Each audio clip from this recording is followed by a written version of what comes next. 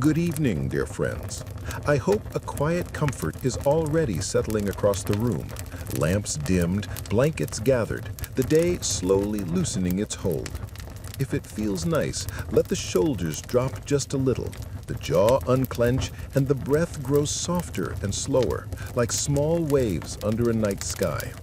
Before we begin this soothing journey, tell me in the comments, where is tonight's listening spot?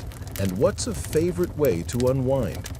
If this gentle storytelling helps, subscribing brings more calm journeys to the bedside. A soft like, a kind share, and ideas for future topics are always deeply appreciated. Congratulations! You live in a cellar, the ancient Roman version of a work-from-home setup. If your home was a broom closet and your job required body oil, these rooms were standard issue for many of Rome's working women. Located in brothels, lupanars, or stacked above taverns and bathhouses, they were tiny windowless chambers that doubled as both living quarters and workspace. Think of it as a studio apartment designed by someone who hates light, air, and privacy. Your mattress is straw-stuffed, possibly shared with fleas, and smells faintly of wine, smoke, and disappointment. If you're lucky, there's a small oil lamp. If you're really lucky, it hasn't been stolen. Your few possessions, some cheap makeup, a comb, and maybe a bronze mirror if times are good, are shoved into the corner like they too were tired of being here. There's no running water. There's no plumbing. There's a bucket you try not to think about. Bathing. That'll be a group activity later at the nearest public bathhouse where the water is communal and the awkward eye contact is free. But there's no time to lounge because your room is also your office, and business hours are whenever someone knocks or barges in or yells through the door. Yes, privacy is a modern concept. Here in Rome, walls are suggestions and doors are decorative. Most days begin with a quick cleanup of the room. Sweep out yesterday's dust, wine stains, and any lost sandals left behind by last night's visitors. Then comes the prep. Face powder, rouge, and enough perfume to qualify as flammable. You're not trying to smell good. You're trying to smell better than the guy in line behind you. You practice your best sultry half smile in the bronze mirror, not because it works, but because pretending helps. A customer once described you as charmingly awake, and you're still riding the emotional high from that. Because here in the cellar, every day begins the same, cramped, rushed, and filled with just enough dignity to make it to lunchtime. After waking up in your glorified broom closet, it's time to prepare for another day of impressing clients and surviving public judgment. But first, hygiene, or what passed for it in ancient Rome. There is, of course, no private bathroom. That luxury is reserved for the wealthy, and even they just had pots with ambition. As a working girl in a city that worships marble statues but accepts open sewers, your best option is the nearest public fountain or bathhouse, depending on your mood and threshold for awkward nudity. If you're pressed for time, and let's face it, you usually are, you go for the quick rinse at the communal fountain. Splash some water on your face, rinse out your mouth with wine if you're fancy, and hope the fountain hasn't been used to clean a chicken that morning. There's no soap, but maybe you've got a bit of natron, a salty cleaning powder that exfoliates your skin and your self-esteem. If business is slow and coins are jangling in your little purse, you might splurge on a visit to the public baths, the great Roman equalizer. Everyone's there. Merchants, soldiers, philosophers, and that guy who talks too loudly about his hemorrhoids. You undress, store your belongings in a niche you trust way too easily, and wade into tepid water full of floating philosophical debates and someone else's toenail. Inside, you sweat in the steam room, scrape yourself with a strigil, a curved metal blade, and enjoy a brief moment of being the cleanest person in your street, a title that lasts about 5 minutes. After the bath, you dry off, apply more perfume, and try to remember if anyone's invented deodorant yet. They haven't. To finish the look, a bit of chalk-based face powder, a hint of rouge for the cheeks and lips, and kohl around the eyes. Not to highlight your beauty, to hide the fatigue. Clients don't want to see the woman who's already dealt with 3 senators and a sailor before noon. They want mystery, allure, and someone who doesn't smell like old lentils. Now that you're washed, or at least convincingly perfumed, it's time to get dressed. And while Roman society had a lot of complicated opinions about fashion, there was one outfit that made things very clear: the female toga. Yes, toga, that flowing white garment we usually associate with senators, emperors, and frat parties. But here's the twist. In Rome, a woman wearing a toga wasn't making a political statement. She was making a professional one. It was a visual billboard for "I'm not a respectable matron" and "I am available for negotiation."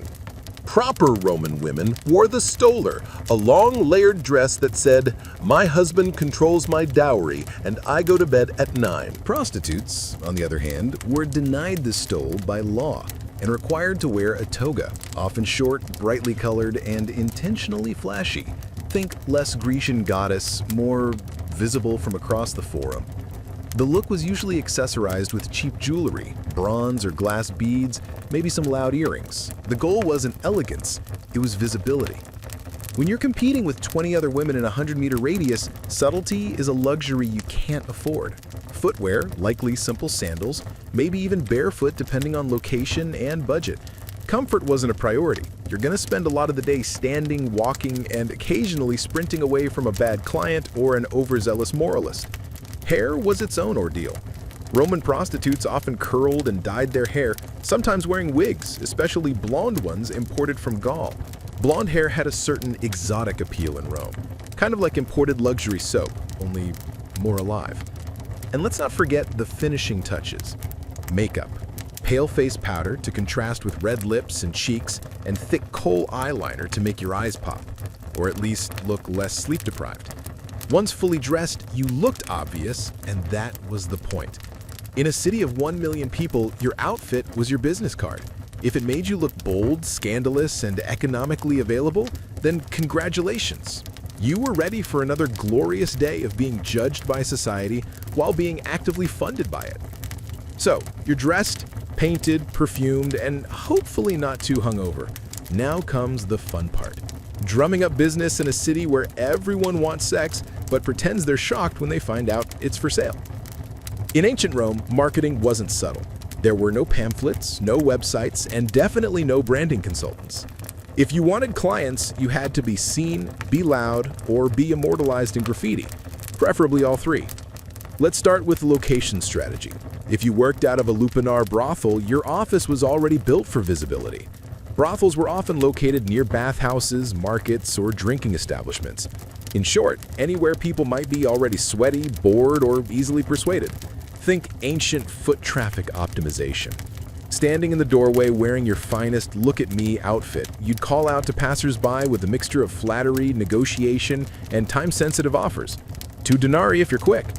Hey, might sound desperate, but hey, rent was due, and the next girl over just dropped her rate to 1. If you were freelance, it was all about roaming visibility. You might hover near temples, because nothing says divine inspiration like temptation.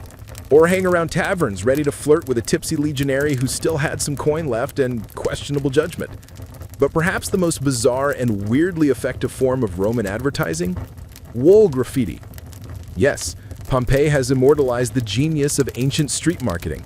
Brothel walls were plastered with handwritten reviews like "Maritimus gave me the best time of my life," or "Felicia, 2 denarii, very fast service." These weren't just vandalism, they were ancient Yelp, unfiltered, unregulated, and very, very public. Some women even paid someone to write their name and specialty somewhere visible, usually near tavern entrances or on columns. Others let their clients do the writing, which, as you might expect, ranged from glowing praise to confused haikus about being robbed. All this made one thing clear: a prostitute's survival depended as much on marketing as on skill. If people didn't know your name, your rates, and your approximate level of enthusiasm, someone else was getting the business. Because in ancient Rome, as now, the secret to success wasn't always talent. Sometimes it was just better PR. So, you've advertised yourself. You've got the outfit, the eyeliner, and just enough confidence to fake a good mood. Now it's time to talk pricing. the part where ancient Rome pretends to be a free market while secretly judging him. Anyway, let's be clear. There was no union. Rates were set by supply, demand, and whatever you could get away with before someone bartered you down with a loaf of stale bread. For street-level workers or those in lower-end lupanars, prices could be as low as 1 or 2 asses, a small bronze coin that wouldn't even get you a glass of wine. That's right, some clients were paying less than the cost of a decent lunch. If that feels depressing, remember some women accepted food, sandals, or even promises as payment. Yes, in a city with an empire's worth of coinage, IUS still existed. On the other hand, high-end prostitutes, often called meretrices, operated more like luxury brands. These women could charge in denarii, silver coins, sometimes multiple per client, especially if they had skills beyond the bedroom. Conversation, music, poetry, basic literacy, anything that let a client believe they weren't just hiring company, but taste. Some prostitutes even had niches, not architectural ones, marketing ones. Maybe you specialized in working with sailors, or performing erotic dances, or reciting poetry during the act. Don't laugh. Ovid probably inspired someone. The more unique your brand, the less replaceable you became. Repeat clients might get a discount, or not. It depended entirely on whether they paid on time or smelled like fermented cabbage. And if you worked under a pimp or brothel owner, a hefty cut of your earnings disappeared before you saw a single coin. Some women were enslaved, which meant they didn't get paid at all, just food, shelter, and a vague promise that one day they might buy their freedom if they somehow won the Roman lottery. Welcome to the lupanar, the Roman brothel. It's not luxurious, but it has walls, which already makes it more dignified than working behind a tavern. Technically, it's a place of business. Realistically, it's a sweaty stone maze of bad decisions. The term lupanar comes from lupa, meaning she-wolf, which the Romans used as slang for prostitute. That's right, your job title was also your animal comparison. Not exactly empowering, but at least it's consistent. Most lupanars were 2-story buildings crammed between bathhouses and bars, perfect for catching foot traffic from half-drunk senators and bored sailors. Inside, you've got a narrow hallway lined with tiny rooms, each equipped with a stone bed, a thin mattress, and just enough space to reconsider your life choices.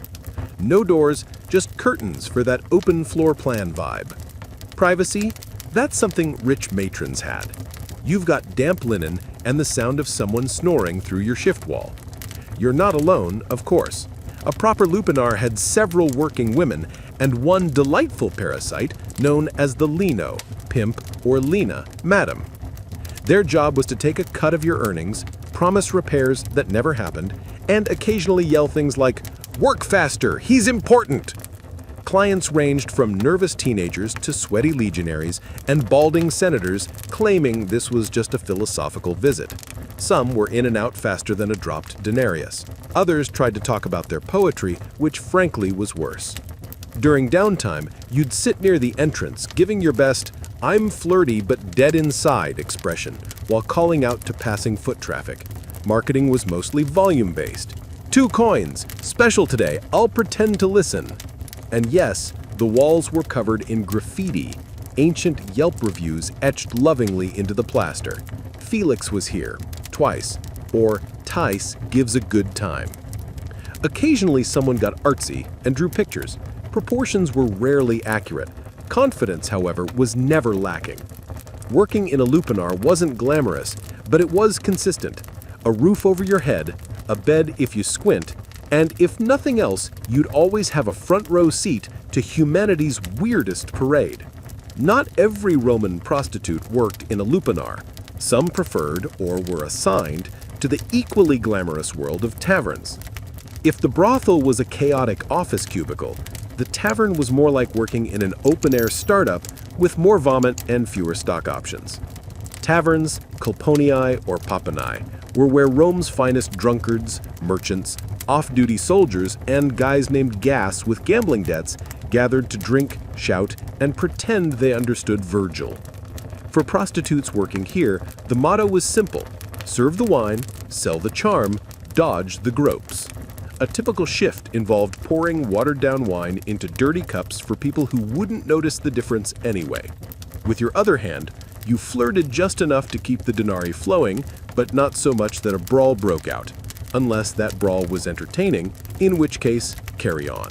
Unlike the brothel, taverns were technically food establishments, so you had the delightful backdrop of boiled cabbage, fish sauce, and body odor. It was an aroma that clung to your tunic and your soul, but it also meant you could upsell a client. For 2 more coins, I'll pretend you don't have garum. Some women worked the back rooms or upstairs areas, making the tavern a part-time brothel with table service. Others kept things more casual, offering company, lap-sitting, and heavily suggestive compliments like, "Your toga looks clean." This was high praise in Rome. Payment was often immediate. Credit did not exist. If a client tried to delay, you had options: yell, threaten, or grab the bouncer, who was usually a retired gladiator with one eye and a short temper. The upside? Taverns offered more foot traffic and sometimes better tips. The downside? You were a waitress, therapist, and hostage negotiator all at once, and no one tipped for emotional labor. And of course, there was the endless soundtrack: shouting, dice clacking, liar players trying to impress women, and the occasional argument over who invented democracy. Working tavern duty was unpredictable, exhausting, and smelled like despair, but it paid the bills. Sometimes, if the customers didn't vomit on your sandal first. Entrepreneurial spirit with no brothel affiliation and too much confidence? There was always the street. Freelance prostitution in Rome meant walking the line between independent contractor and please don't arrest me. The Roman streets were alive with opportunity and sewage. Prostitutes who worked outdoors were called prostibulae, and they roamed the alleys, bathhouse entrances, marketplaces, and occasionally temple steps, because nothing says divine intervention like offering a discount outside a shrine to Venus. Daylight hours were decent for traffic but risky. You had to navigate gawking citizens, nosy magistrates, and angry matrons who thought your existence was ruining their husband's self-control. Spoiler, it wasn't. You dressed brightly to stand out. Think short tunics, flashy jewelry, maybe a wig made from imported German hair. It was less understated elegance, more visible from across the Circus Maximus. The goal was to catch a client's eye before his wife caught him. Approaching a potential customer involved a delicate dance of flirtation, timing, and not getting mistaken for someone's runaway slave. You'd smile, compliment his sandals, and casually mention your rate before the local vigils, street guards, decided your entrepreneurialism was public disorder. Some clients were polite, others were aggressively cheap, and a few were very confused and just wanted directions to the bathhouse. You learned quickly to tell them apart, mostly by the level of eye contact and how many coins they jingled. Competition was fierce. You weren't just up against fellow prostibulae, you were up against free lovers, drunken party girls, and retired gladiators with a side hustle. Everyone was trying to make a denarius. There were no benefits, no security, just your charm, your wits, and the ability to walk very fast in sandals. Some carried small knives or relied on nearby tavern bouncers. Others simply prayed that tonight's customers weren't philosophers with commitment issues. Still, for all its chaos, the street scene had its advantages.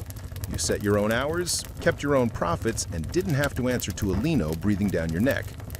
Sure, the job came with the occasional drunk goat or philosophical heckler, but at least you were your own boss, in a city where bosses were rarely the good guys. If you thought the life of a Roman prostitute was already tough, allow us to introduce your least favorite client, the Roman tax collector. Yes, the Roman Empire.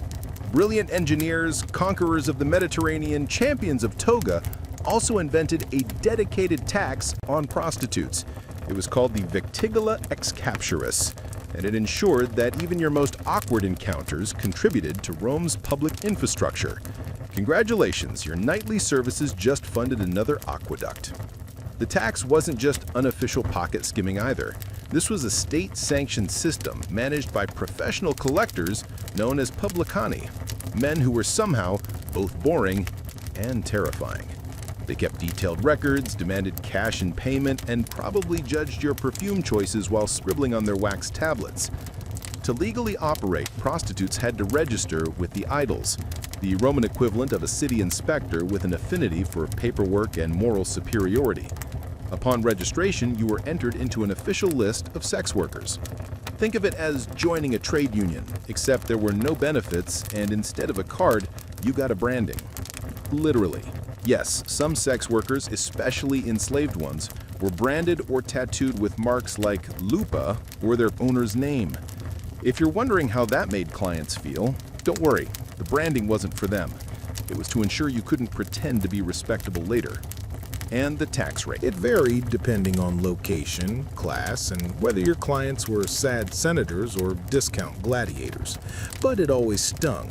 You paid per act or per week depending on the region. And there was no deduction for emotional labor, uncomfortable silences, or existential dread. Refusing to pay could result in fines, arrest, or being barred from working. Though enforcement was spotty, especially if you were paying under the table or knew how to flirt with an edile, still for a profession already swimming in stigma, this tax added insult to injury. Rome was essentially saying, "We disapprove of your lifestyle. Also, give us 10%.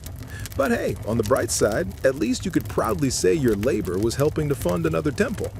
Probably dedicated to a goddess who still wouldn't return your prayers.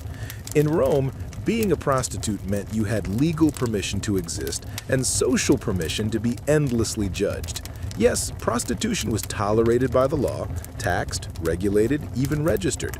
But that didn't stop every senator, priest, and bored philosopher from telling you how much they disapproved of you, often while zipping up their tunic. Enter the moral police. Not an official squad with batons, but a vast unpaid network of senators, priests, matrons, and writers who all believed it was their divine duty to shame you while enjoying the fruits of your labor behind closed doors. At the top of the hypocrisy food chain was the Roman Senate, a group of aging elites who believed in preserving Roman virtue, a concept they typically defined as whatever we're not caught doing.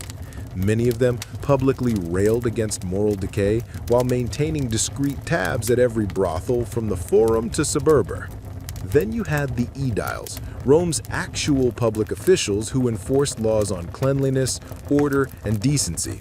Their job was to regulate brothels, inspect establishments, and sometimes fine women for being too obvious about their profession, which, again, was legally required to be obvious. You couldn't make it subtle if you tried.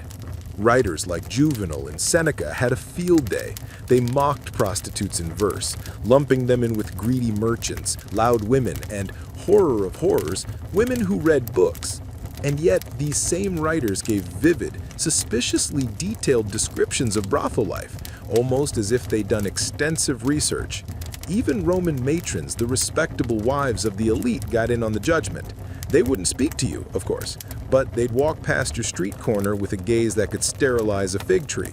Some even petitioned for laws banning prostitutes from wearing jewelry or entering public baths, which is rich considering many of their husbands treated bathhouse visits like part-time jobs. Working as a Roman prostitute came with certain occupational hazards, namely disease, injury, and whatever that thing was the sailor from Brundium left behind. Welcome to the Health and Wellness chapter, where the only prescription is hope you survive. Let's begin with the big one, venereal disease. Ancient Rome didn't have germ theory, but they did know that some men left you with more than a coin purse and a bad poem. There are Roman texts that describe symptoms ranging from persistent itching to things falling off that shouldn't. The medical advice, usually a mix of vinegar washes, herbal ointments, and desperate prayers to Venus. Pregnancy was another ever-present concern. There was no birth control pill, but there were options if you had the guts and the budget. Prostitutes used natural contraceptives like silphium, an extinct plant famously over-harvested for this exact reason, animal intestines as crude condoms, and wool tampons soaked in herbal concoctions. Effectiveness? Somewhere between maybe and miracle. If pregnancy occurred, things got complicated. Some women carried to term and raised their children, often within the brothel itself. Others gave infants up to foundling homes, or worse, the open streets. Infanticide wasn't legal, but turning a blind eye, that was practically a civic duty. For day-to-day ailments, sore muscles, cuts, stress-induced rage blackouts, the go-to remedy was usually wine, opium, or a slap from Yelena to stop whining. If that failed, you might visit a temple of Asclepius and sleep on the floor, hoping for a healing dream. Ancient wellness culture was less spa weekend and more mystical nap with side effects. Infections were common. Hygiene was ambitious.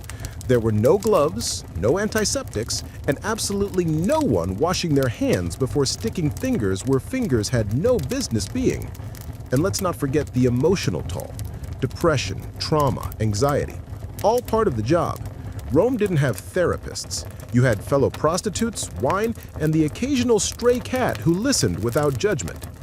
In a city where divine intervention was blamed for everything from floods to flatulence, prostitutes weren't just dodging moral judgment, they were also trying to stay on the gods' good side, or at least bribe them for health, luck, and a low-maintenance clientele.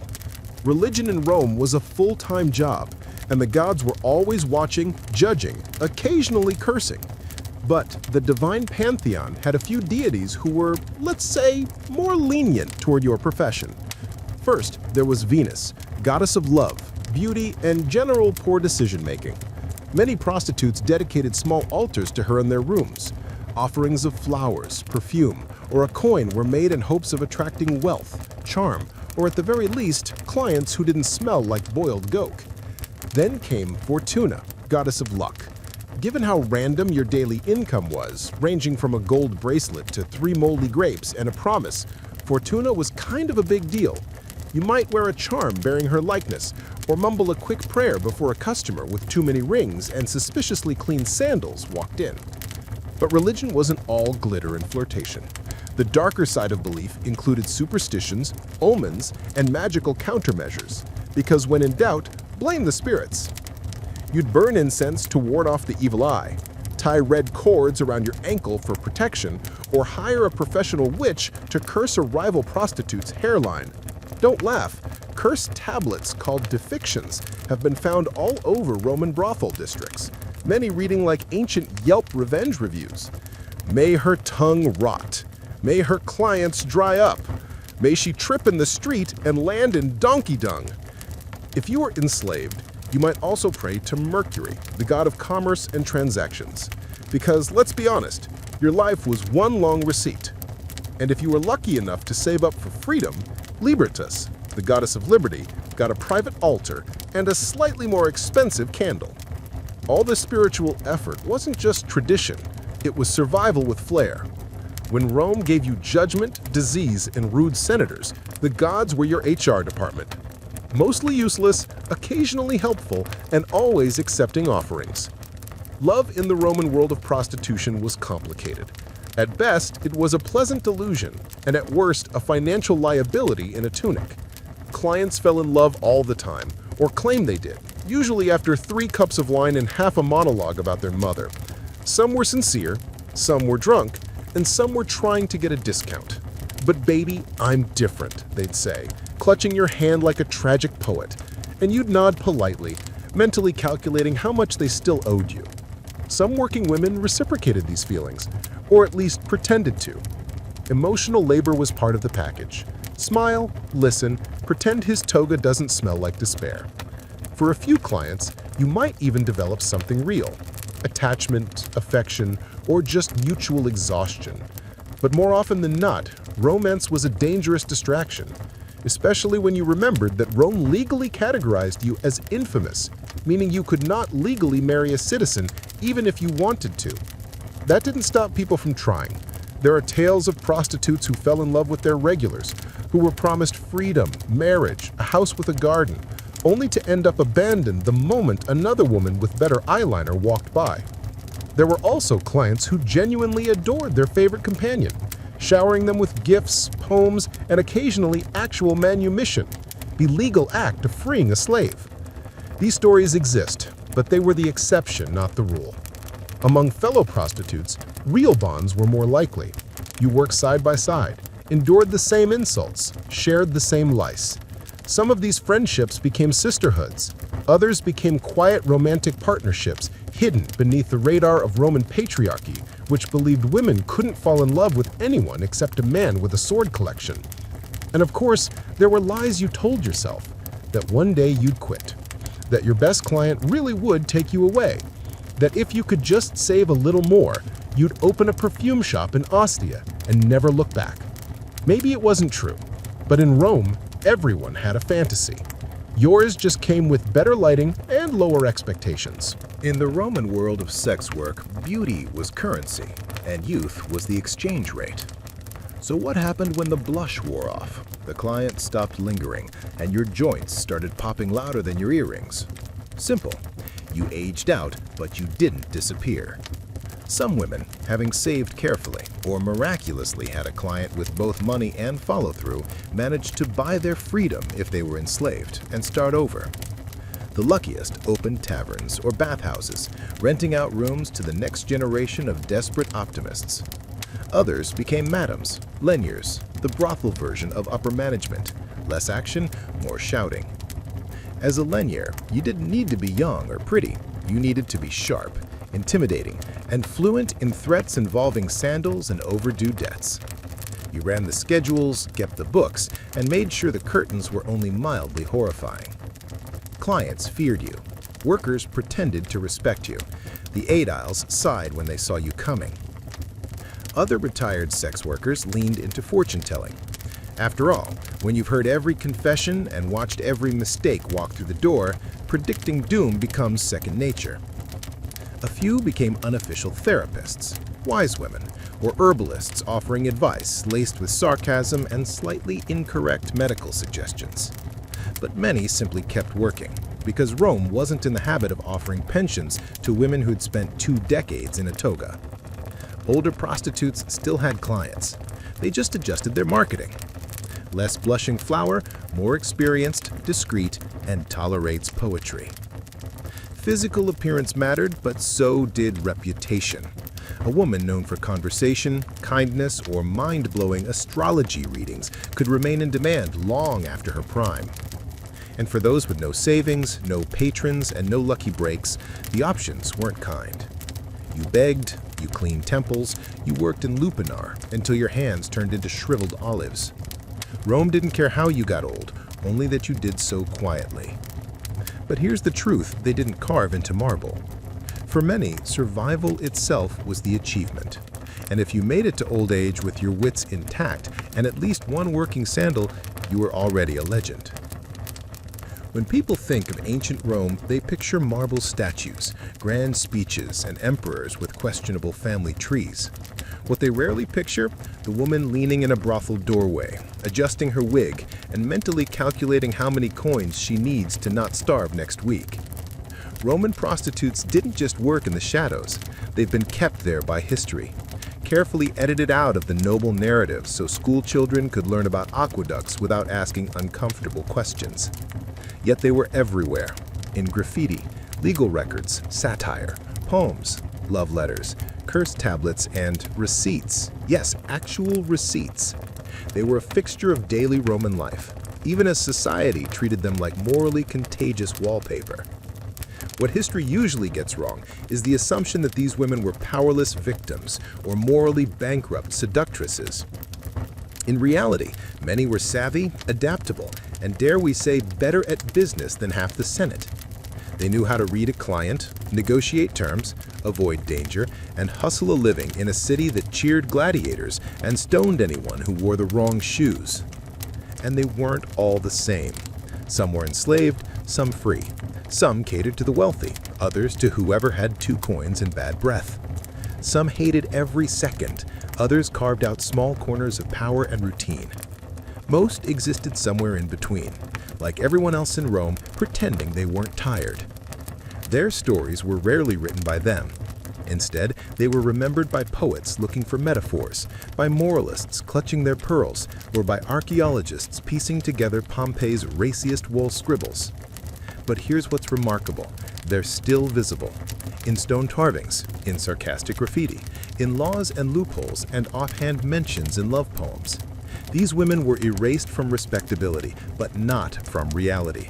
They worked, they laughed, They scammed, they wept, and they endured, all without marble statues or gilded tombs, just faint ink on a crumbling wall. Maritima was here and worth every coin. So the next time someone waxes poetic about the glory of Rome, remember, behind every toga-clad philosopher was a working girl keeping the economy and the gossip alive. In the world of the Vikings, warfare was a constant presence, and with it came injuries. Deep cuts from swords, axe wounds, broken bones, and burns from fire and frost. On the battlefield or back in the village, it was the Lechnir, the healer, who was called upon to treat the wounded. These individuals were respected members of society, combining the practical knowledge of herbs with the spiritual traditions of Norse belief. Among the most trusted herbs in a Viking healer's collection was yarrow, Achillea millefolium. Known for its ability to staunch bleeding, yarrow was widely used across Northern Europe. Viking healers would crush the leaves and apply them directly to wounds, either alone or mixed into a poultice. Yarrow acted as a coagulant, helping to stop blood flow and prevent infection. It was believed to possess sacred properties, with legends connecting its power to Odin himself. The preparation of such remedies was both methodical and rooted in cultural ritual.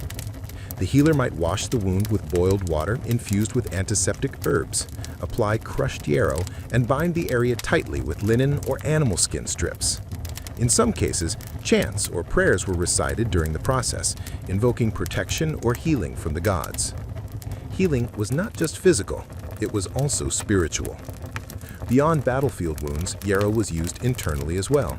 A tea made from its flowers and leaves could reduce fevers, ease digestive complaints, or help relieve menstrual cramps. It was a versatile plant, and one that could be found growing throughout the Viking homelands, in fields near rivers, or in small garden plots maintained by women of the household. Healers in Viking society had a deep understanding of their environment. They knew which plants grew in which seasons, how to harvest them properly, and how to preserve them for use during the long, dark winters. Knowledge was passed down through generations, often from mother to daughter or from elder to apprentice. These traditions blended elements of Germanic herbal law with the rich cosmology of Norse mythology. In a world without hospitals or modern antibiotics, the skill of the healer and the power of plants like yarrow were essential to survival and to maintaining strength in a warrior-driven culture. While yarrow addressed bleeding and surface wounds, the Viking healers' battle against infection required deeper remedies. One of the most revered herbs in this regard was Angelica.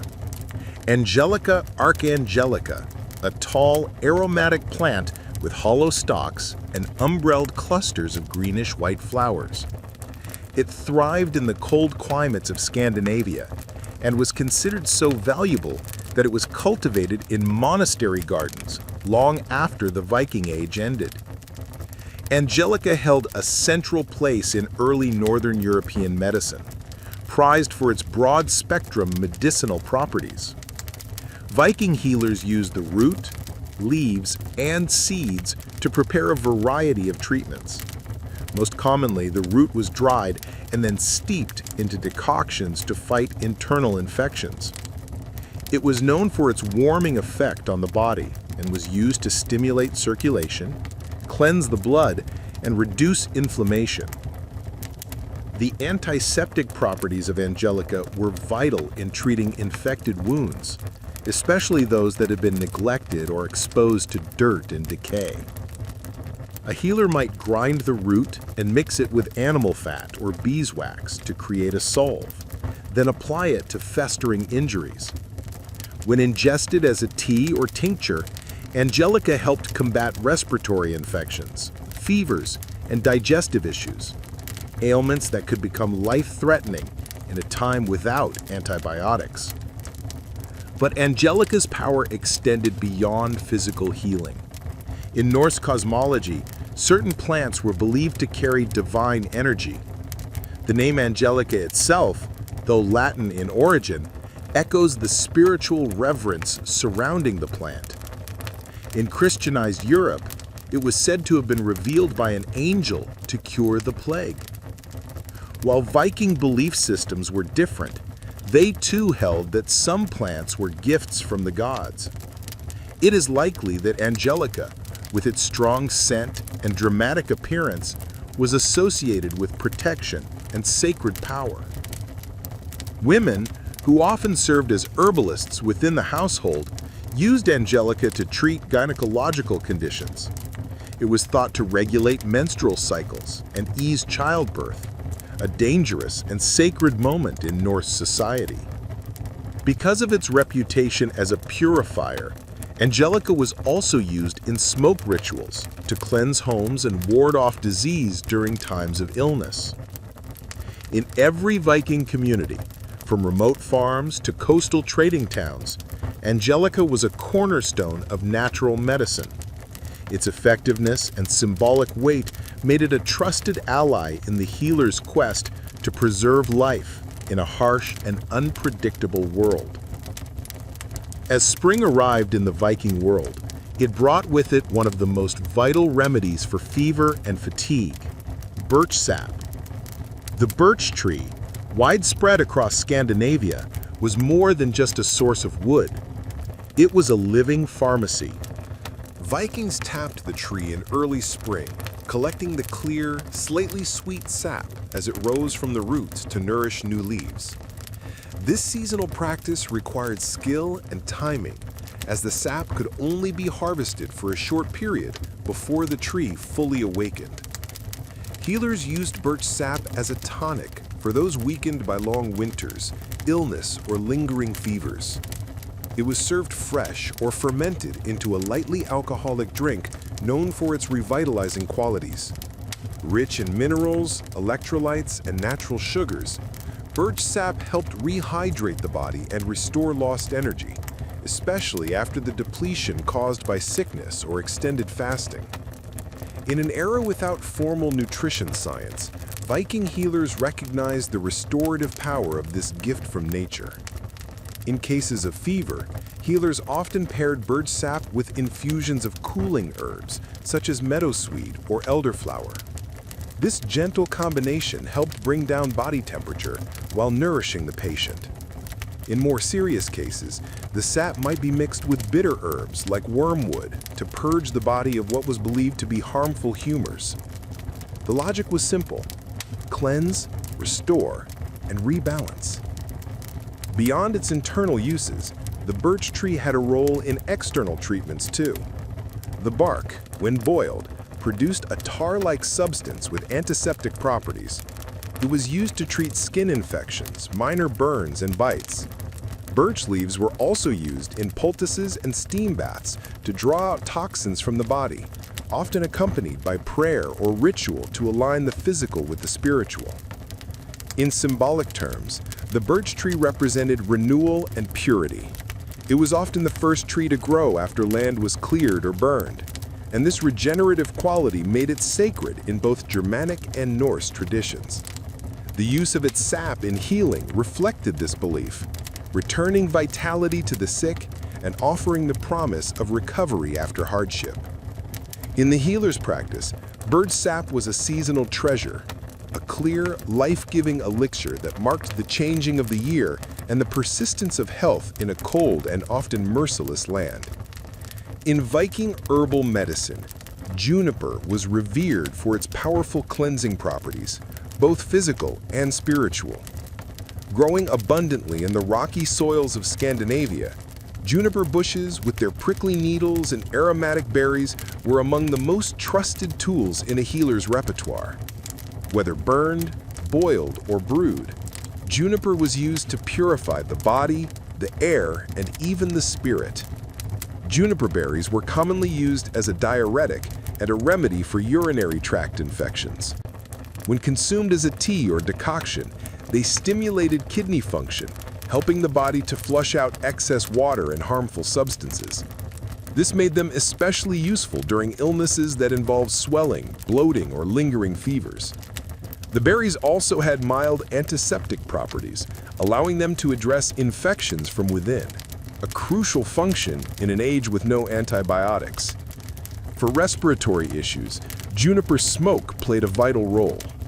Healers would burn dried juniper branches and let the smoke fill a room or a tent, believing it could drive out disease. This wasn't just symbolic. The antimicrobial compounds in juniper smoke helped disinfect the air. During outbreaks of sickness or after a death, Viking homes and ships might be cleansed in this way. The practice was both practical and spiritual, banishing what could be seen and what could not. In steam baths and sweat lodges, the tradition shared across many Northern European cultures, juniper branches were sometimes laid on the hot stones or added to the water. As the vapor rose, it carried the sharp, invigorating scent of the plant, opening the lungs and inducing heavy sweating. This was thought to cleanse the body of toxins and the soul of imbalance, reconnecting a person with the rhythms of nature and health. Juniper also held ritual importance. Branches might be hung over doorways to ward off evil or carried in small bundles by travelers for protection. Its strong, earthy fragrance symbolized resilience, and its presence in healing was a reminder that purification was as much about the unseen forces as it was about physical ailments. For Viking healers, juniper was not merely a remedy. It was a symbol of renewal and defense, a guardian plant that stood between the fragile human body and the chaotic forces of the world. Its sharp needles and potent berries helped them keep sickness at bay, one breath of smoke or sip of tea at a time. Among the many herbs known to Viking healers, meadowsweet Filipendula ulmaria was particularly valued for its ability to ease pain and reduce inflammation. Found in damp meadows and along riverbanks, this fragrant plant with creamy white flowers was a staple in early Germanic and Norse herbal medicine. Though they lacked modern terminology, Viking healers recognized that some plants had the power to cool fevers, relieve discomfort, and help the body recover more gently. Meadowsweet was often used to treat headaches, joint pain, and digestive problems. The flowers and leaves were dried and steeped into teas, which were given to patients suffering from fevers or general aches. Common complaints in a harsh climate where physical labor and exposure were part of daily life. The herb's soothing effects made it an essential remedy during times of illness and recovery. Unbeknownst to the Vikings, meadowsweet contains compounds similar to salicylic acid, the basis for modern aspirin. This natural pain-relieving ability explains why it was so effective and frequently used. Healers didn't know the chemistry, but they knew the results: less fever, reduced swelling, and relief from discomfort. These benefits were especially important during the winter months, when colds, joint pain, and respiratory infections were widespread. For digestive issues, meadowsweet was considered a gentle treatment for nausea, heartburn, and stomach cramps. Its calming properties helped settle the stomach, and it was sometimes combined with other herbs like chamomile or mint, if available, to create a broader treatment. The plant's sweet scent also made it a comforting addition to healing rituals, which often blended the sensory with the medicinal. Meadow's role wasn't limited to physical healing. Its delicate, almost ethereal presence tied it to the natural cycles of growth and decay, life and death. As with many Viking remedies, its use may have included symbolic gestures, such as laying its flowers near the ill or including it in burial rites to ease the journey to the afterlife. Some sagas and later folk traditions refer to sweet-smelling herbs as gifts from the gods or spirits of the land. In a culture that respected strength but understood the necessity of healing, meadowsweet was a quiet yet powerful ally. It helped warriors rest, allowed children to recover, and gave the elderly comfort in their final years. For the healer, it was one of the gentlest and most reliable tools in their care. Mugwort, Artemisia vulgaris, held a special place in the Viking healer's practice, not only as a medicinal herb, but also as a spiritual tool. Known across Northern Europe for its bitter aroma and silvery leaves, mugwort was considered one of the most sacred plants in Germanic tradition. For Viking societies, where healing was never just physical, mugwort served as a bridge between the body, the mind, and the unseen world. Medically, Mugwort was used to treat a wide range of ailments. It helped with digestive problems, menstrual irregularities, and fatigue. The tea made from its leaves was used to ease stomach cramps, stimulate appetite, and support the liver. Viking women in particular relied on mugwort to regulate their cycles and aid with childbirth. In a world without midwives or formal obstetrics, the healer's knowledge of such herbs was vital for survival during pregnancy and delivery. Mugwort also had powerful nervine properties, meaning it calmed the nervous system. For warriors who experienced restlessness or nightmares, mugwort tea or smoke was thought to restore inner balance and protect the mind. Sleep, which was often disturbed after battle or illness, could be coaxed back by burning dried mugwort near the bedside or placing it under the pillow. This wasn't simply superstition. Many aromatic herbs do have mild sedative effects. But beyond its medicinal uses, mugwort was strongly linked to ritual and magic. Viking healers and wise women, often referred to as Volva or Sidkonor, used mugwort in ceremonies to invoke dreams, protection, or visions. It was sometimes burned during rites of Seder, the Norse form of trance magic and prophecy. The rising smoke was believed to carry prayers to the gods or ward off harmful spirits.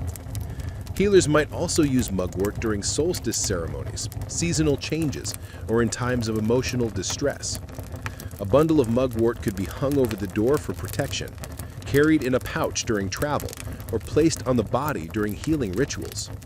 Its bitter scent and strong energy made it a plant of thresholds, used when the body or soul was in transition. To the Viking healer, mugwort was more than a plant. It was an ancient ally, one that stood at the intersection of medicine and magic, guiding the sick not only toward physical recovery, but toward spiritual realignment with the world and the gods. Among the most practical and powerful remedies in the Viking healer's collection was garlic, Allium sativum. Though not native to Scandinavia, garlic had long been traded across Europe and may have reached the Viking world through early contact with the British Isles, Frankish territories, and Eastern markets. Its strong scent and potent medicinal qualities made it an essential part of early Norse medicine, especially for infections, parasites, and protection against disease. Garlic's antibacterial and antifungal properties were well known, even if not scientifically understood. Viking healers used crushed garlic in poultices to clean wounds and prevent festering, particularly important for injuries sustained during battle or travel. When applied directly to cuts, garlic could kill harmful microbes and reduce inflammation. Though painful, this treatment was effective in preventing deeper infections in a time when even minor wounds could turn deadly. Internally, garlic was often eaten raw, pounded into pastes, or brewed into strong infusions. It was believed to strengthen the immune system, purify the blood, and warm the body during illness. In harsh northern winters, when colds, fevers, and coughs were widespread, garlic served as a valuable tonic. It was sometimes combined with honey, another antimicrobial agent, to make the strong flavor more palatable and to enhance its healing effect. Viking women in particular relied on garlic to regulate their cycles and aid with childbirth. In a world without midwives or formal obstetrics, the healer's knowledge of such herbs was vital for survival during pregnancy and delivery. Garlic also had powerful nervine properties, meaning it calmed the nervous system. For warriors who experienced restlessness or nightmares, garlic tea or smoke was thought to restore inner balance and protect the mind. Sleep, which was often disturbed after battle or illness, could be coaxed back by burning dried garlic near the bedside or placing it under the pillow. This wasn't simply superstition. Many aromatic herbs do have mild sedative effects. But beyond its medicinal uses, garlic also had a symbolic significance. Its strong flavor and pungent nature made it a plant of protection, warding off illnesses, especially in the cold, dark months of winter. For many Vikings, garlic was a symbol of life and vitality, a potent remedy for both the body and the spirit. Beyond the body, garlic was believed to repel evil spirits and malevolent forces. Healers or household members might hang braided garlic near doorways or in sleeping areas, not just to ward off disease, but to protect from unseen dangers, especially during times of illness, war, or childbirth. It served both as a physical remedy and a spiritual safeguard for Viking warriors. Garlic was not only a cure, but a form of daily defense. Before raids or journeys, some are believed to have consumed it as part of preparation, viewing its strength and fire as a shield within the body. In this way, garlic stood as a symbol of endurance, fighting infection, energizing the weak, and anchoring the body in a dangerous, ever-changing world. In the Viking Age, the stinging nettle, or Erica dioica, was more than a nuisance. It was a plant of power. Despite its painful sting, nettle was one of the most useful and respected herbs in Norse healing traditions. It grew abundantly in meadows, forest edges, and near settlements, making it easily accessible to healers and households alike. Its medicinal benefits were numerous, and its resilience in harsh conditions mirrored the strength and endurance the Vikings valued.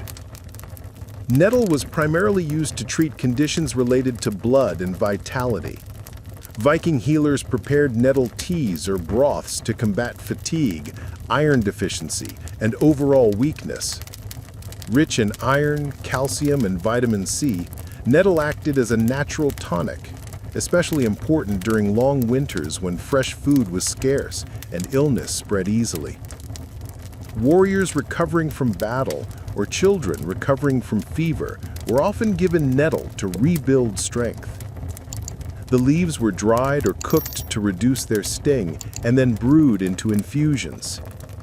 These drinks were believed to purify the blood, promote circulation, and encourage the body to rid itself of harmful substances. Nettle also had a mild diuretic effect, making it useful for treating fluid retention and joint pain, common issues among laborers and older community members.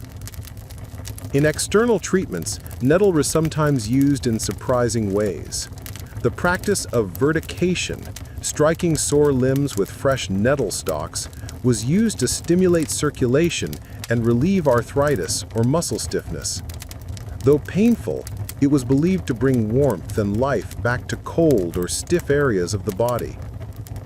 This method, though unusual by modern standards, was rooted in generations of observation and belief in the plant's invigorating properties. Nettle also served practical roles beyond medicine. Its fibers were used to make rope, fishing nets, and even cloth, especially during times when flax or wool were scarce. This dual utility, nourishing the body and supporting daily life, made nettle a deeply integrated part of Viking culture. Symbolically, nettle was a plant of resilience. It thrived in disturbed soil and returned year after year, no matter how often it was cut back. In Norse society, where survival required both strength and adaptation, nettle embodied those values. For the healer, it was a reminder that even the most painful plants could bring healing, and that power often came from what first seemed harmful. Viking herbal medicine was never written down in formal texts during the age itself. Instead, it lived in the spoken word, in chants passed from mother to daughter, in gestures shared among wise women, and in the quiet work of healers who blended tradition, observation, and belief. These practices formed a body of knowledge deeply rooted in both the natural environment and Norse cosmology. To treat illness in the Viking world was not just to cure the body, but to restore balance to the person, the household, and the invisible threads connecting them to the gods. Healers in Viking society worked with what the land provided. They knew which herbs to gather in spring, which roots to dry in autumn, and how to preserve medicinal plants through the long winter months. Yarrow, angelica, birch, juniper, meadowsweet, mugwort, garlic, and nettle. Each had a specific role, but all were part of a larger system of understanding the body in harmony with nature. Treatments were physical, yes, but also symbolic. Illness might be seen as a disturbance in fate, a challenge from the gods, or an imbalance between the seen and unseen worlds. Women played a central role in maintaining and passing down this knowledge. In longhouses and farmsteads, female healers oversaw the care of families and communities.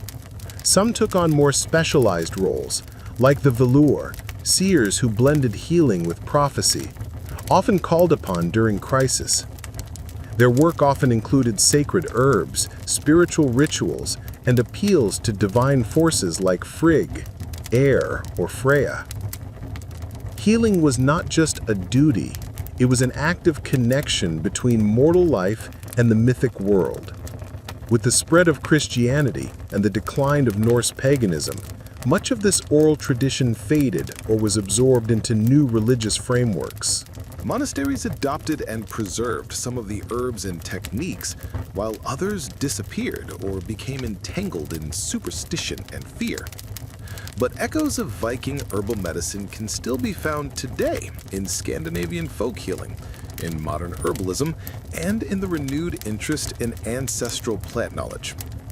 The legacy of Viking healers lies not just in the herbs they used, but in the worldview they preserved, that nature holds power, that healing is both physical and spiritual, and that wisdom often resides in the hands of those who listen to the land.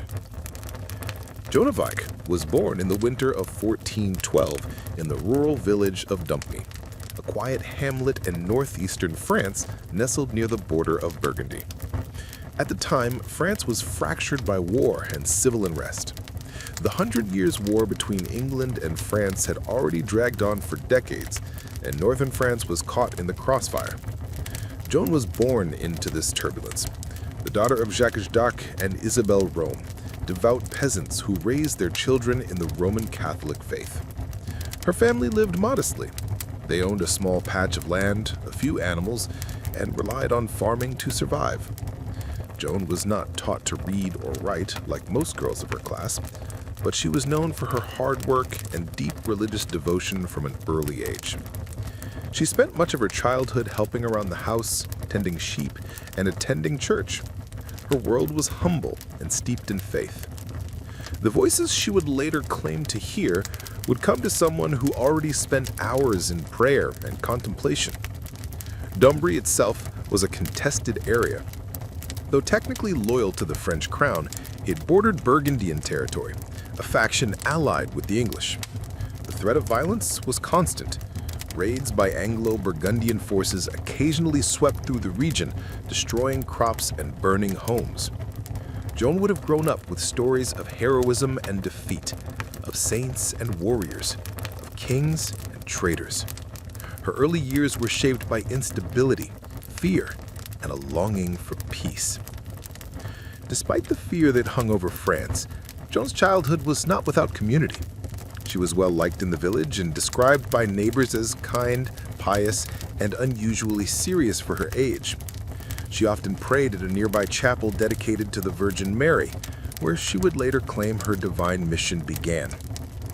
These years laid the spiritual and emotional foundation for what would come.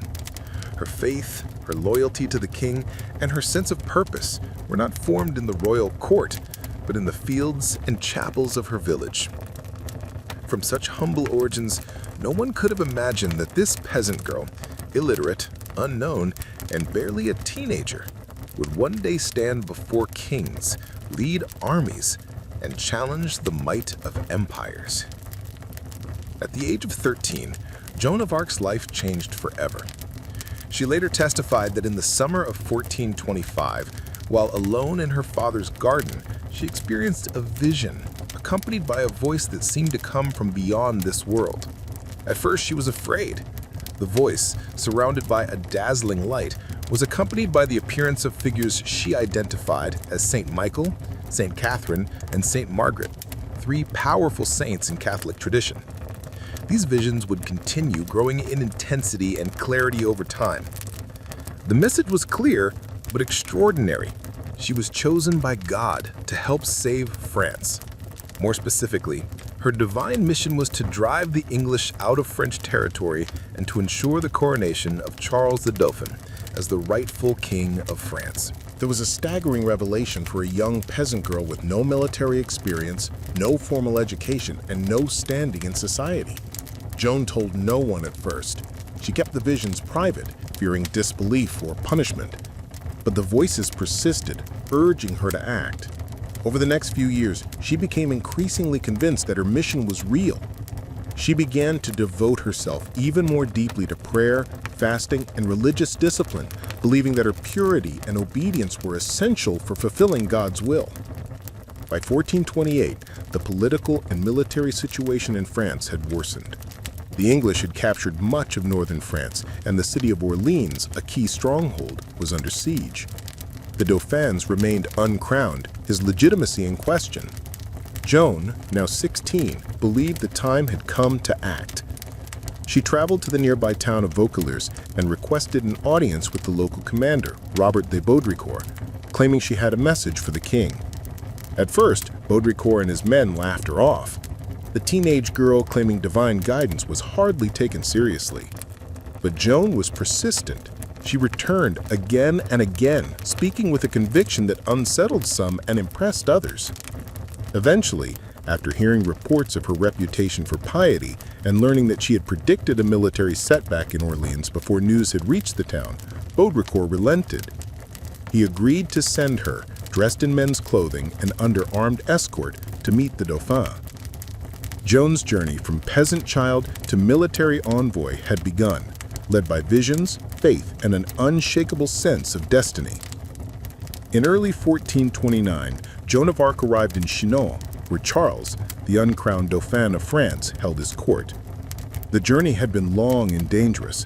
She traveled more than 300 miles through enemy territory, dressed as a man to avoid attention and assault.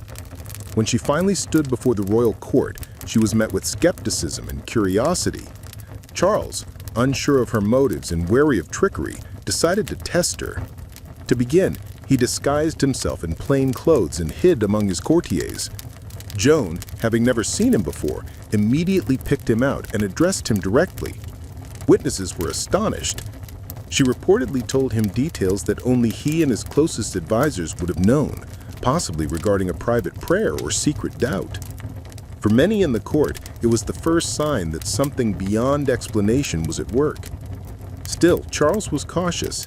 He ordered that Joan be examined by theologians and church officials in Poitiers. For several weeks, she was questioned about her visions, her morality, and her doctrine. She was a teenage girl being grilled by learned men, yet she answered with composure and confidence. Her virginity was tested, as it was believed her purity was essential for her divine mission.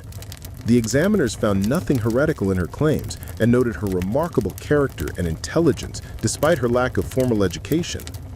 The court's advisors concluded she could be sent to Orleans with the army. But first, Joan requested something symbolic, something that would signal her role not merely as a soldier, but as a divine emissary. She asked for a banner. The banner she received was white, embroidered with an image of Christ and the words, Jesus Maria. It would become her most treasured possession, and she carried it into every battle, declaring that she'd preferred the banner to the sword. She was also fitted with a custom suit of white armor and given a sword, which she claimed to have been divinely led to discover behind the altar of a chapel in St. Catherine de Faubois. With her armor, banner, and a company of soldiers, Joan prepared to march toward Orleans. She was just 17 years old, young, untrained, and utterly convinced that God had sent her to save France. Her arrival at the besieged city would mark the beginning of one of the most legendary military campaigns in European history. By the spring of 1429, the city of Orleans had been under siege by the English for several months. Its fall would have opened the way to the heart of France, and with it likely the collapse of French resistance. Morale was low, supplies were dwindling, and the Dauphin's cause teetered on the edge of defeat. Then Joan of Arc arrived. She entered the city on April 29th, met with cheering crowds who believed her to be a miracle sent by God. Clad in white armor and riding a white horse, she quickly became a symbol of hope and divine favor. Her presence reinvigorated the French troops and citizens alike. Though she had no formal military training, Joan spoke with boldness and authority, urging immediate action against the English fortifications. French commanders, initially hesitant to take orders from a teenage peasant girl, soon found themselves drawn to her conviction. Joan urged an aggressive strategy, claiming her voices had promised victory.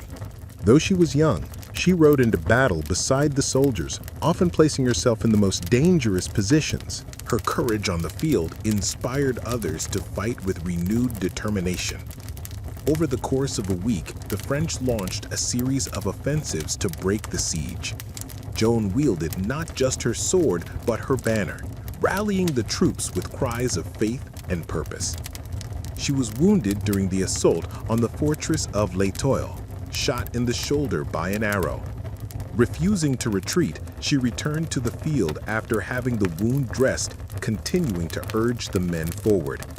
On May 8th, the English finally lifted the siege and withdrew. It was a stunning victory, one that changed the momentum of the war.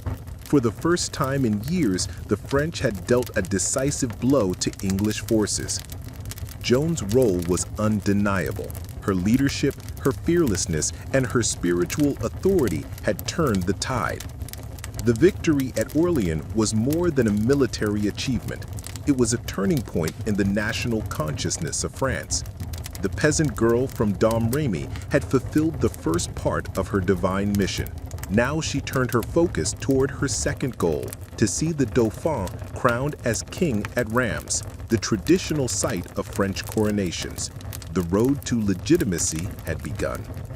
With the siege of Orleans lifted, Joan of Arc's mission shifted toward a far more symbolic objective, the coronation of Charles the Dauphin.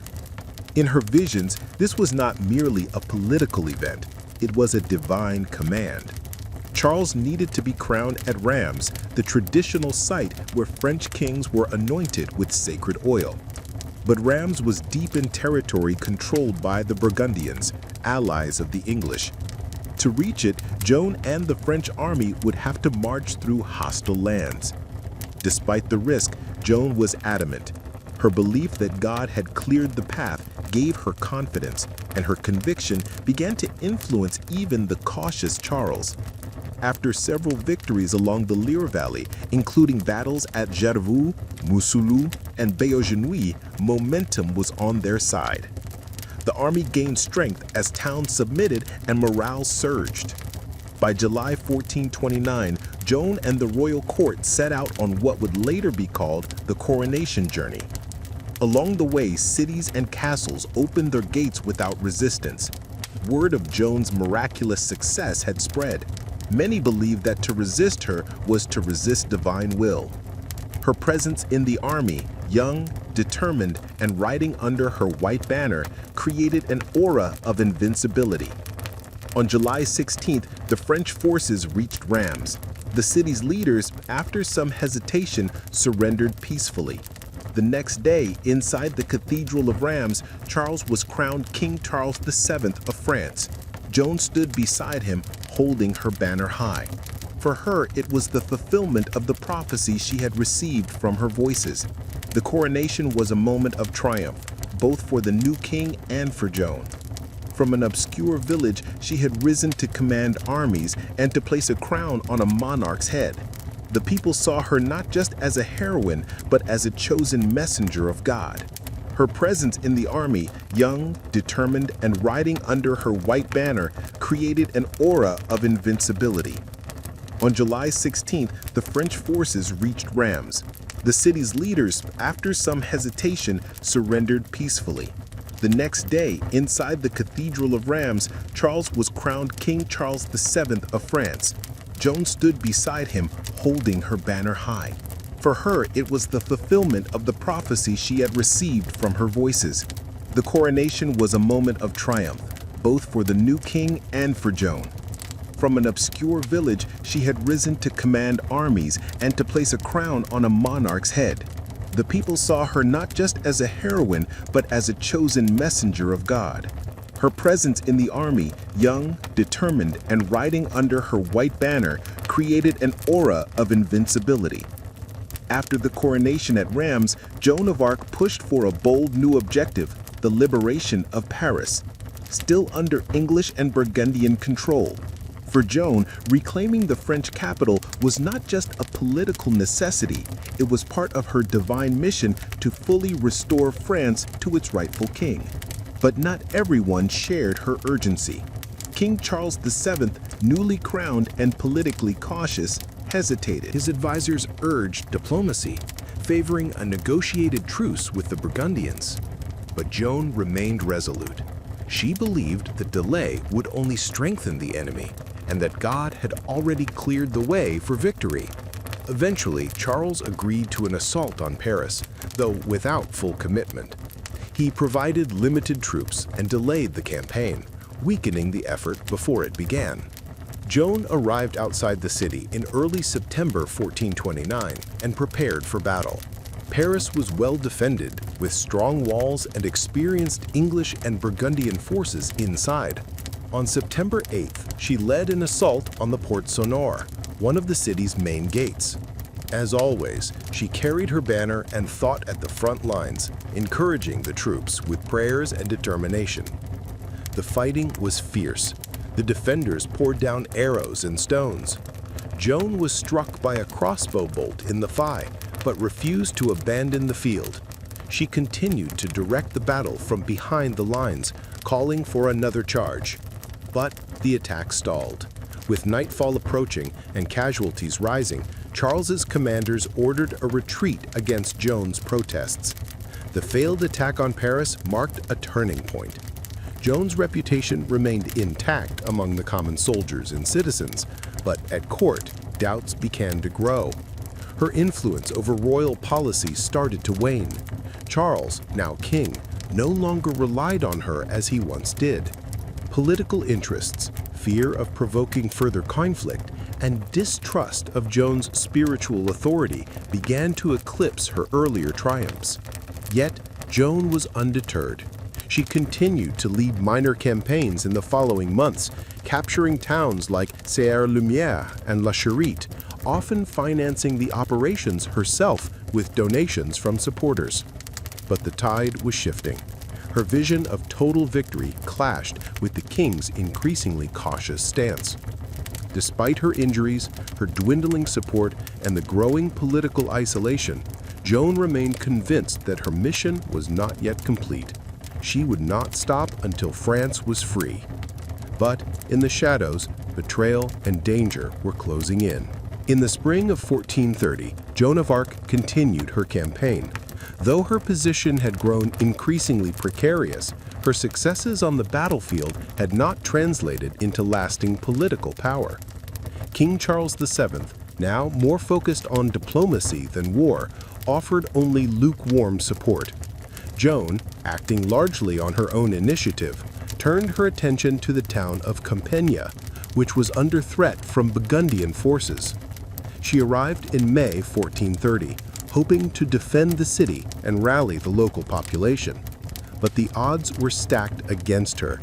The Burgundians, allies of the English, were closing in with superior numbers. On May 23rd, Joan led a small force in a sortie to challenge the besiegers and disrupt their lines. As the battle unfolded outside the city walls, French forces were pushed back. Joan remained behind to cover the retreat, determined to protect her soldiers. In the chaos, the city gates closed too soon. Joan and a few companions were trapped outside. Surrounded by Burgundian cavalry, she fought until she was pulled from her horse and taken captive. Her capture was a devastating blow, not only for Joan herself, but for the morale of the French people. The girl who had once lifted the siege of Orleans and crowned a king now found herself a prisoner. The Burgundians held Joan for months, treating her more as a political prize than a common captive. She was eventually sold to the English for a large sum, an act that confirmed her status as a threat to their cause. The English viewed her not only as a military adversary, but as a dangerous symbol of resistance and divine legitimacy. Throughout her captivity, Joan attempted escape more than once. In one instance, she jumped from a high tower, injuring herself badly, but surviving. Even in chains, her will remained unbroken. She demanded to be treated as a noble prisoner of war, not as a criminal or heretic. But the English had other plans. They did not intend to hold her indefinitely. They meant to destroy her credibility, her image, and the power she had come to represent. Her trial was already being prepared. Joan's capture at Compiègne marked the beginning of her final, most harrowing chapter. She had risen from obscurity to the heights of power, only to be betrayed, abandoned, and delivered into the hands of her enemies. But her story was far from over. After months in Burgundian custody, Joan of Arc was transferred to English hands and brought to Rouen, the English administrative capital in occupied Normandy. There, beginning in January 1431, she faced a formal ecclesiastical trial, not as a prisoner of war, but as a heretic, a designation that allowed her captives to strip her of honor and execute her under church law. The trial was orchestrated by the English, but carried out by a panel of pro-English French clergy led by Bishop Pierre Cosson, a staunch opponent of Joan and loyal to the Burgundian cause. Its true goal was not justice, but the destruction of Joan's legacy. By branding her a heretic, the English sought to undermine the legitimacy of Charles VII, whose coronation she had enabled. Joan was held in a secular prison guarded by male soldiers, a direct violation of church law. She was denied access to legal counsel, threatened with torture, and interrogated repeatedly, often for hours at a time without rest or support. Despite being a 19-year-old peasant girl facing some of the most educated men in France, she defended herself with remarkable intelligence and composure. Over the course of several months, she was questioned about her visions, her clothing, her faith, and her role in the war. The judges focused especially on her claim to divine voices and her habit of wearing men's clothing, an act considered both heretical and unnatural by church standard. Despite their pressure, Joan remained firm in her testimony. She maintained that her voices came from God, that she had acted in obedience to divine command, and that she had always remained faithful to the church. At one point, when asked whether she believed she was in God's grace, she famously responded, "If I am not, may God place me there. If I am, may God keep me there." It was a powerful answer, neither arrogant nor self-condemning, and one that impressed even her inquisitors. But the outcome was never truly in question. Political necessity outweighed truth. Joan was eventually condemned for heresy, based largely on her refusal to renounce her visions and her insistence on wearing male attire, which she had resumed in prison for protection. Her sentence was death. The girl who had once lifted a nation would now be silenced not by defeat in battle, but by a court of men determined to erase her from history. Or so they thought. On the morning of May 30th, 1431, Joan of Arc was led to the marketplace in Rouen, tied to a wooden stake and burned alive. She was just 19 years old. As the flames rose around her, she reportedly called out the name of Jesus repeatedly and asked for a cross to be held before her eyes. A soldier, moved by her courage, handed her a small wooden cross. Witnesses said she faced death with calm resolve. Her execution was meant to be final, a warning, a silencing of a dangerous symbol. But it had the opposite effect. Instead of being erased, Joan became a martyr. Even English and Burgundian observers were disturbed by the spectacle. Some wept. Others openly questioned whether the church had committed a grave injustice. One of the English clerics present was said to have exclaimed, "We are lost. We have burned a saint." Over the years that followed, Joan's image only grew stronger. Her unwavering faith, her courage in battle, and her dignified defense at trial became the foundation for a powerful legend. In 1456, 25 years after her death, and following a formal investigation ordered by Pope Sixtus III, Joan's trial was declared invalid. She was officially exonerated, her name cleared of heresy. In the centuries that followed, Joan of Arc became a unifying symbol for France. During times of national crisis, particularly during the French Wars of Religion and later during the Franco-Prussian War, her story was invoked as a beacon of courage, patriotism, and divine mission. Artists, writers, and historians immortalized her life. Her face appeared in stained glass, sculpture, and literature. She was celebrated as both a warrior and a mystic, a simple peasant and a national heroine. In 1920, nearly 500 years after her execution, the Catholic Church formally canonized Joan of Arc as a saint. The girl who had been condemned by church officials was now one of its most revered figures. Her feast day is celebrated on May 30th, the anniversary of her martyrdom. Today, Joan of Arc remains one of the most iconic figures in world history. Her life defied every expectation. Peasant, prophet, warrior, prisoner, saint. Through faith and conviction, she altered the course of a kingdom. Through fire, she entered legend. And through memory, she lives on. The life of a medieval baker began in darkness. Long before roosters crowed or church bells tolled, bakers were already hard at work. Their day often started around midnight when most of the town was fast asleep.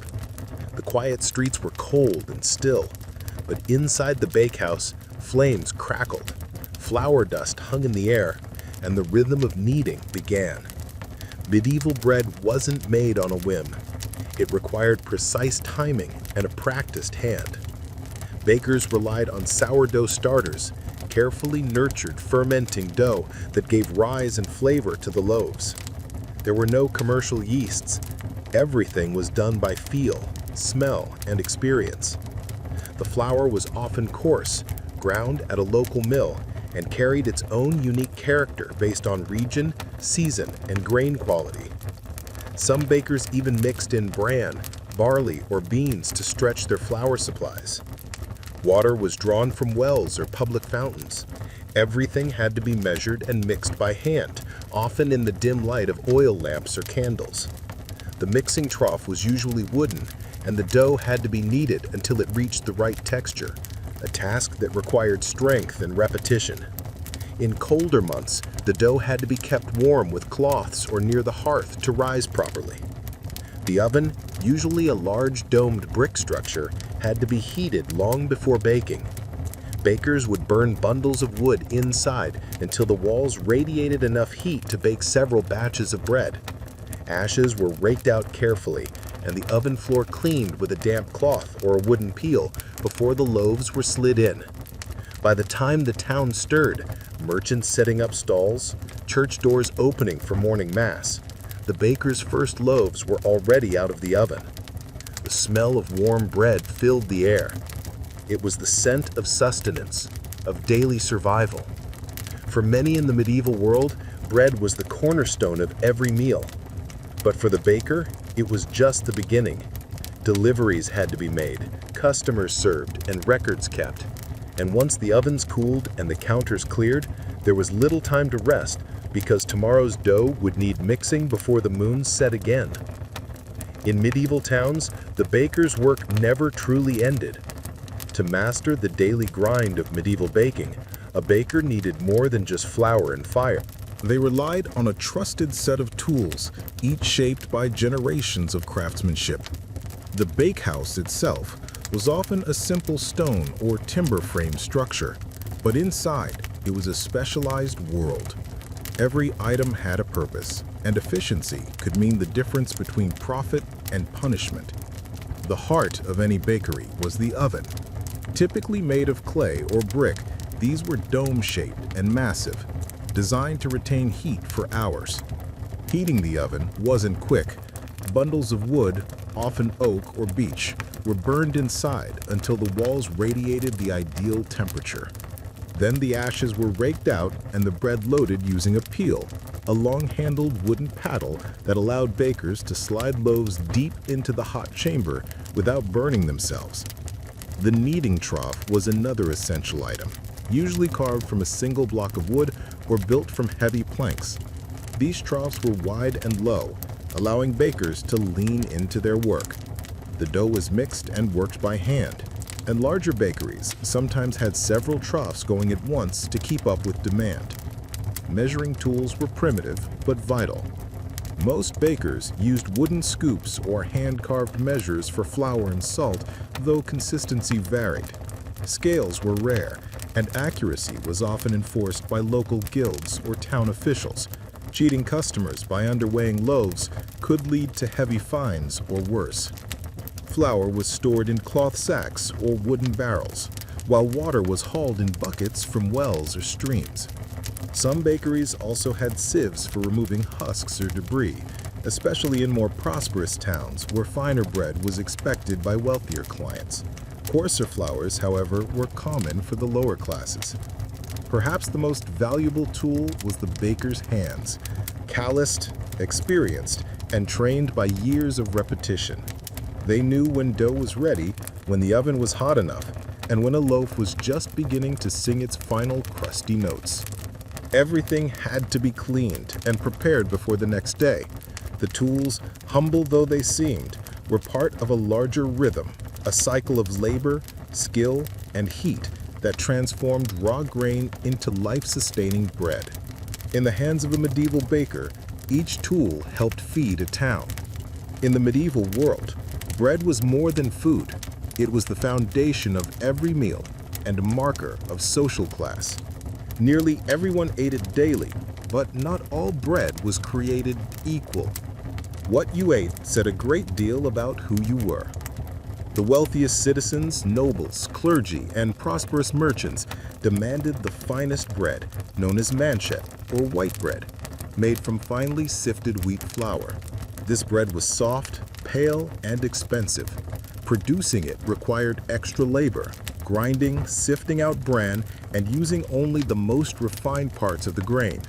This labor-intensive process raised its cost, placing it far out of reach for commoners. For townsfolk and tradesmen, ravel, or wheaten bread, was the standard. Still made from wheat, it was less refined, slightly darker, and more nutritious. It struck a balance between cost and quality, and bakers sold it in greater quantities than manchet.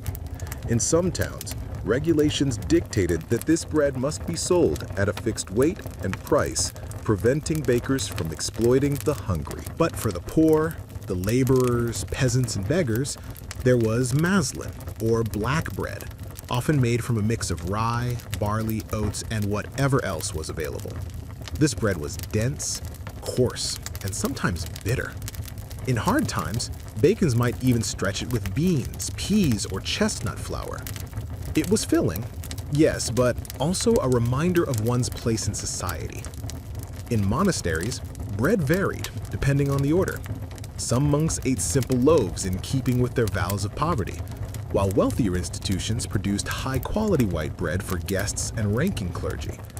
Bread was also used as a social tool. During feasts, wealthy lords would use trenches, thick slices of stale bread, as plates. After the meal, these were either eaten by servants or given to the poor. Charity was often dispensed in the form of bread, handed out at monastery gates or from noble kitchens. A skilled baker had to understand these divisions. They didn't just bake one type of loaf. They produced multiple varieties daily to meet the needs of the entire town.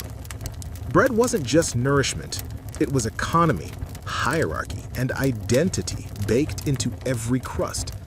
In a world where most people lived on little, bread defined who had more and who survived on less. Being a baker in medieval Europe was not just a matter of skill, it was also a matter of law. Bread was considered so essential to life that its production was heavily regulated by local authorities and trade guilds. For a baker, failing to follow the rules didn't just mean bad business, it could mean public humiliation, loss of livelihood, or even imprisonment. In most towns and cities, guilds controlled the profession. These were associations of craftsmen who regulated quality, training, pricing, and supply. Bakers' guilds established strict standards for the weight, size, and ingredients of bread. These standards weren't optional. They were enforced through regular inspections and harsh penalties. New bakers often had to apprentice for years before they were allowed to operate their own ovens. Guild membership was both a privilege and a protection. It gave bakers the right to sell in the town market and guaranteed some degree of economic stability, but it also bound them to a system of accountability. If a baker was caught selling underweight loaves or substituting poor ingredients, guild officials could fine them, suspend them, or even revoke their right to bake altogether. Beyond the guilds, municipal authorities also monitored bread quality. In England, for instance, the assize of bread and ale, a law dating back to the 13th century, dictated exactly how much bread a customer should receive for a set price, which adjusted with grain costs. Officials known as bread weighers or ale tasters conducted surprise inspections and reported violators. Punishment for breaking bread laws could be dramatic. Some bakers were pilloried, locked into public stocks where they were mocked or pelted with stale bread and rotten food. Others were forced to parade through town with substandard loaves strung around their necks. In extreme cases, a repeat offender could be banned from the trade or exiled from the town altogether. These rules weren't just about fairness. They were about survival. Bread riots were a real threat in times of famine or inflation. Town leaders knew that if people suspected they were being cheated out of their daily bread, unrest could follow. For the medieval baker, then, precision was not just a point of pride. It was a legal obligation. Every loaf had to meet the mark, because in the eyes of both the guild and the town, baking was not just a trade. It was a public service. Running a medieval bakehouse wasn't just demanding, it was dangerous. Fire was both a necessity and a constant threat. Ovens had to reach incredibly high temperatures to bake dense loaves, and maintaining that heat meant burning large quantities of wood, often in enclosed spaces made of timber, thatch, or stone blackened by years of smoke. Most bakehouses were constructed with a large domed oven built from clay or brick, positioned against an outer wall to allow for airflow and loading. To heat it, bakers lit a roaring fire inside the oven itself. This wasn't a casual campfire. This was an intense blaze meant to superheat thick walls that could radiate warmth for hours. Once the fire had burned long enough, bakers would rake out the embers, clean the hearth with a damp rag or sand-soaked brush, and begin baking. But even a moment's carelessness could lead to catastrophe. Embers could escape, thatched roofs could ignite, and in densely packed towns and cities, a bakehouse fire could spread with terrifying speed. For this reason, many towns required that bakehouses be located on the outskirts or built with specific fire-resistant materials if the baker could afford them. Bakers also faced health risks. Prolonged exposure to heat and smoke took a toll on the lungs and skin. The heavy lifting of flour sacks and kneading of massive batches of dough wore down the body over time. Burns were common on arms, hands, and faces, earned while loading and unloading hot loaves with long wooden peels. Some cities had communal bakehouses, especially in poorer neighborhoods. Families would prepare dough at home and bring it to a central oven managed by a professional baker. While this system saved fuel and reduced fire hazards in private homes, it introduced its own risks. Loaves could be burned, stolen, or tampered with. Bakers were held responsible for the integrity of each household's bread, and any negligence could lead to formal complaints. Because bread was such a vital staple, a disrupted bakehouse, whether due to fire, illness, or accident, could ripple across the whole town. It wasn't just the baker who suffered, the entire community felt the loss. Despite these dangers, the bakehouse remained the beating heart of daily life. It was a place of labor, heat, and vital routine, where risk and reward burned side by side with every glowing loaf. On religious feast days, special breads were baked, rich, spiced loaves shaped into crosses, doves, or other sacred forms. These celebratory breads marked the rhythm of the liturgical year and were often shared in the community to strengthen bonds of faith and fellowship. In the medieval imagination, bread was not only sustenance, it was spiritual nourishment. For the baker, supplying bread to the church meant more than earning money. It meant participating in the sacred economy of life, where dough became divine and the oven echoed with ritual as much as routine. In the medieval world, bread was deeply entwined with power. For rulers, mayors, guildmasters, and kings, controlling the price, supply, and quality of bread was as important as maintaining order. Because bread was the staple food for most of the population, often making up 70% or more of a person's diet, its availability was directly linked to political stability. The most visible way this played out was through price controls. Cities and kingdoms established official rates for bread through laws like the size of bread and ale in England, which tied the price of a loaf to the current cost of grain. If grain prices rose due to poor harvests, drought, or war, bakers were expected to adjust the size of their loaves, not the price. This meant that during times of scarcity, bakers had to produce smaller loaves for the same price, often cutting into their own profits. But if a baker was caught shorting-changing customers or selling loaves below the legal weight, the punishment could be harsh. Authorities saw cheating as not just theft, but a betrayal of the public trust. In some towns, bakers were pilloried, forced to stand in public stocks while holding underweight loaves. Others were fined, shamed, or even banned from baking. Bakers were also required to keep detailed records of grain purchases, flour usage, and the number of loaves baked. Inspectors could show up unannounced to weigh loaves and examine ovens. In particularly tense times, such as during war or famine, bakers were sometimes placed under military guard to ensure fair distribution. Bread riots were among the most feared expressions of unrest. When bread became scarce or unaffordable, mobs could form quickly. In such cases, bakers might be accused of hoarding flour or favoring the wealthy. Entire shops could be looted and records destroyed. To maintain peace, city officials would sometimes seize grain stocks or subsidize bread to prevent starvation and protest. Because of its centrality to life, bread became a tool of both charity and control. Rulers handed out bread during public celebrations or religious festivals to win favor with the people. In castles, lords ensured their retainers and servants had ample supplies, reinforcing loyalty. And in towns, a steady stream of affordable bread was seen as the mark of good governance. In medieval politics, bread wasn't just food, it was power. And the baker stood at the intersection of hunger and authority.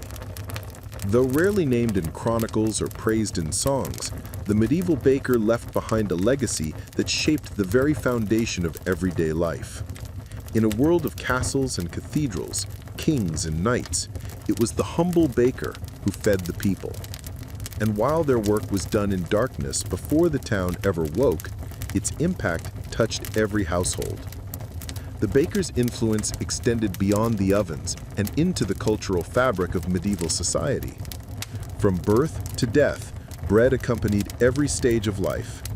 It was present at baptisms, shared during weddings, offered in mourning, and honored at church altars. Every loaf baked carried with it centuries of tradition, belief, and survival. The skills of the baker were passed down through generations, often within families or apprenticeships. Techniques were taught by hand and by repetition.